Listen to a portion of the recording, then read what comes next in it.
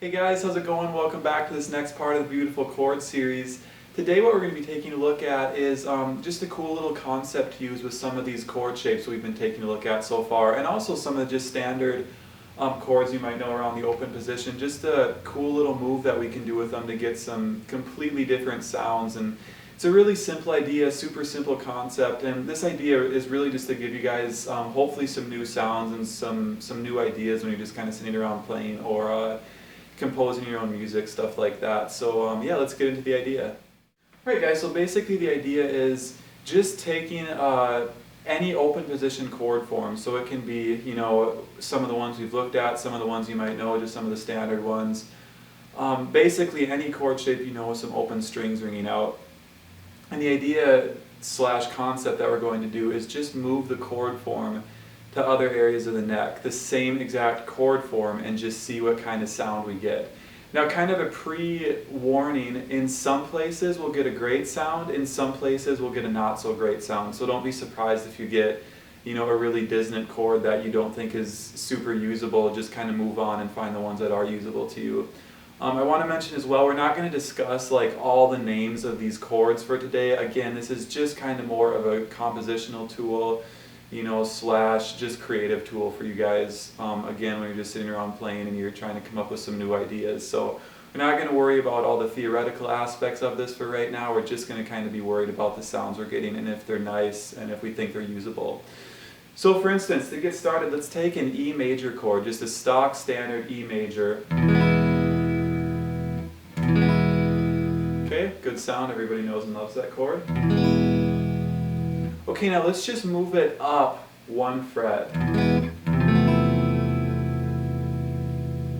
Really cool, kind of dark sound. If you look at kind of the theory of that, we're almost turning this into like an E Phrygian type of sound. Again, we're not too worried about the theory though, we're just worried about the sound.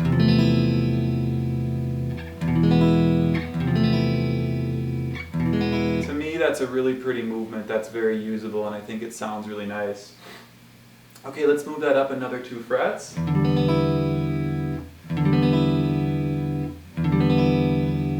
This basically is like an E minor chord.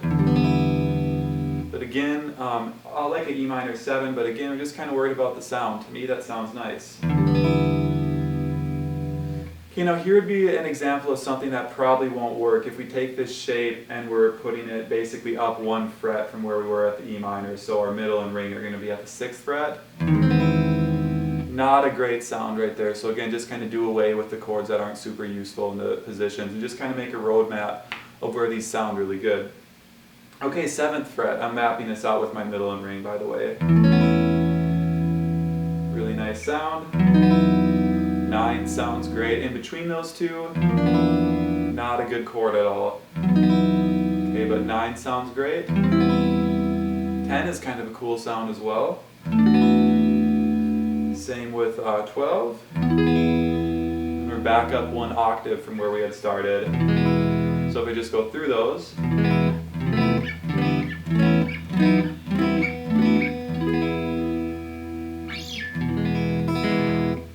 That kind of sound. So really nice, a lot of usable shapes in there that hopefully you guys can be inspired by and use in your playing.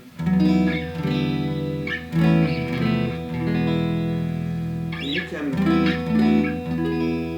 really just randomly move them around and see what kind of sounds you get, you know, what kind of progressions you like the sound of just by randomly moving them to different places. Let's take another chord that we had looked at. Let's do a major add 9 chord. So here's a shape. Taking a look at this shape in a previous lesson, we'll go over it really quickly though just to make sure that we all know it. So pointer finger, 2nd fret of the D, pinky 4th of the G, middle 2nd of the B, and then an open high E. Okay, really cool sound. Let's just take that up 1 fret like we did with the E chord.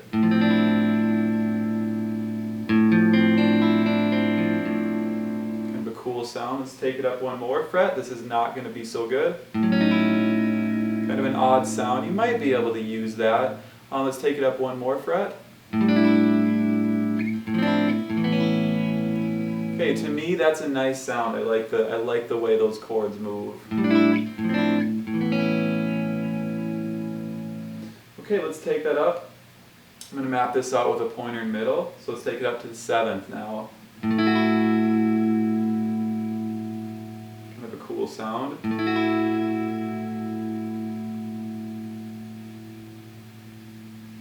Okay, let's take it up all the way to the 10th. Kind of cool as well. How about 12? Very cool. And let's take it back down to where we had started.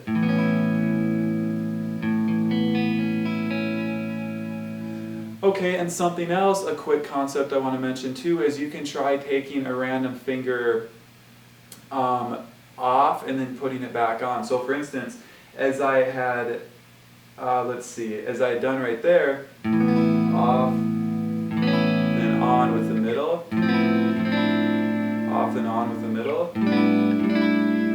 same thing.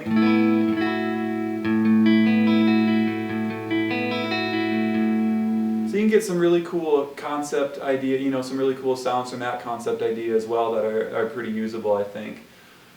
Let's see, let's now try this with like just a standard C chord. You guys will probably have done this next chord before. Okay, let's just move that up. Let's try 2 frets. Okay, really pretty sound right there. It's like a D chord. Okay, very nice. Now if we take that up another 2 frets, this isn't going to work. Pretty tense chord there, doesn't sound really good at all.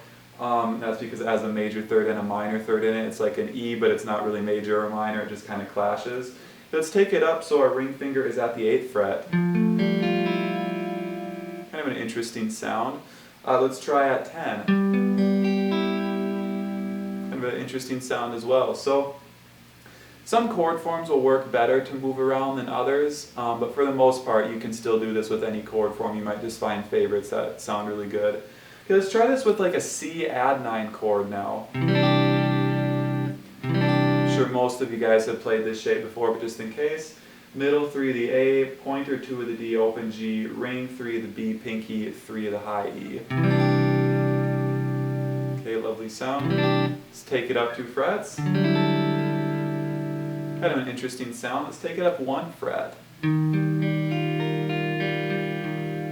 going to get an E major there.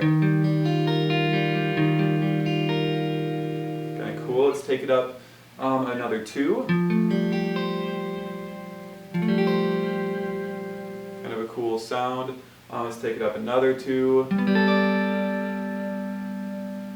Okay, so, you know, hopefully you guys are getting, you know, basically how many different places we can take this idea. It's pretty endless, you know, just when you're composing and coming up with ideas. So the third and final concept is to mix and match these shapes.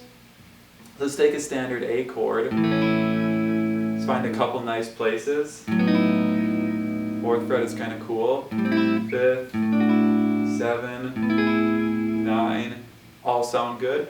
Now let's mix and match that with an E major shape moving up the fretboard. So we'll start up here, 9th fret with the A, then go to the E. We'll go down 2 frets and do the same move. Down another 2, same move. And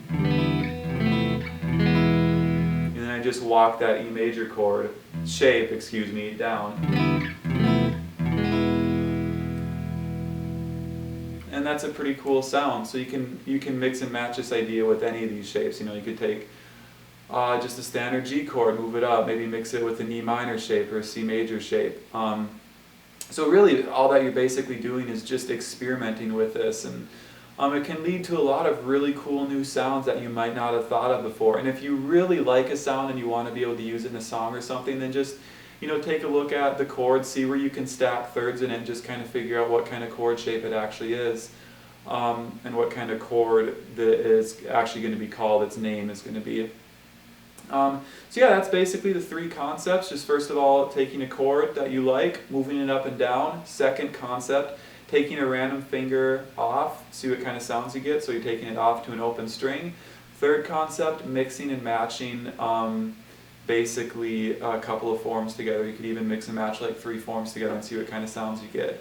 Again, don't be worried if you find some nasty sounds along the way. Just keep on moving. You're usually going to be 1 or 2 frets away from a really nice sound, a really good chord. So at any rate, that's basically the 3 concepts of this idea. I hope you guys can get some new sounds out of this and some new inspiration in your playing. So I will see you all back here next week for the next lesson. Thanks so much, guys.